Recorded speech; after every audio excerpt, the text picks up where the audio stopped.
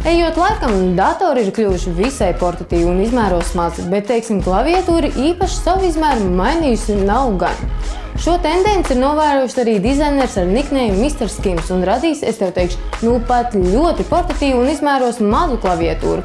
Jaunā klaviatūra ietilpst dizaineru tā saucamā non-bakterija projekta ietvaros. Tieši tādēļ klaviatūra ir veidot mazliet līdzīgi vēdekļu principā, tikai tā neizbīdās uz sāniem, bet gan uz leju. Mirklī, kad beidz to lietot, vienkārši saliec to kopā un uz tās nevairosies baktērijas, kuras atrodas apkārtējā vidē. Klaviatūra pieejama 4 dažādās krāsās – baltā, zaļā, rozā un zilā. Vai nav lielisks veids, kā pasargāt sevi, teiksim, no cūku gripas? Beidzot, tev nevajadzēs lieki satraukties par to, ka tavs kolēģis vai kāds no ģimenes locekļiem varētu mildētīgi apšķaudīt tavu klaviatūru ar baceļiem un tādējādi aplipināt tevi ar kādu negantu vīrusu.